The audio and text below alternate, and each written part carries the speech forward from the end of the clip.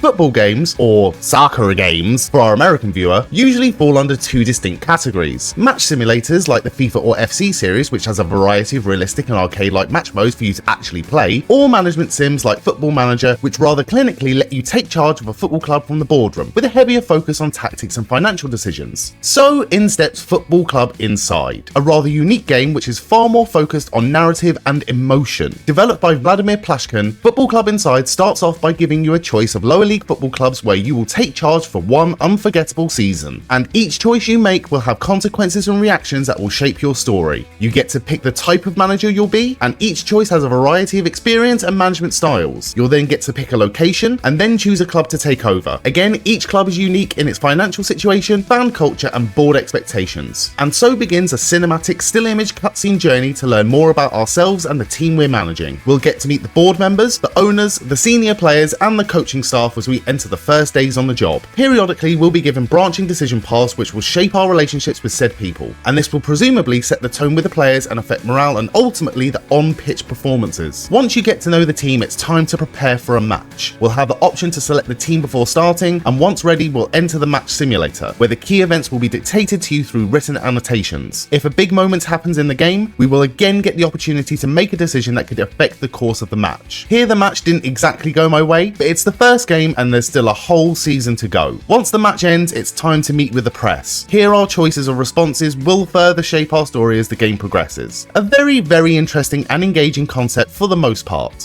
One thing I loved about this cinematic experience was the shift in tone to the more emotional side of football, as the story cuts to the quote-unquote real fans, families watching from home, discussing their team's performance and how the club affects the community which surrounds them. The art style of the game is very reminiscent of old school newspaper comic strips like Striker or Scorer, but something about this felt incredibly off. Upon further research, I discovered the developer has been very upfront and open about using generative AI in the making of this game. Although the actual story, game engine and branching pathway mechanics were all written and coded by human hands, a lot of the artwork and voiceovers are AI generated, which can be a huge blocker in terms of appeal and success with gamers, in an industry that prides itself on human artistic expression. While I was soured on the experience after learning this, the good news for the developer is that it's not too late to make this right. While commissioning art does come with a cost, it may prove to be a difference maker to make this game more appealing, as the concept itself is incredibly well done, and personally I would rather listen to an amateur voiceover novice like myself rather than the robotic, monotonal, soulless AI generated mess that we got here. So if you need help in that department, Vladimir, my rates are cheap and you know where to find me.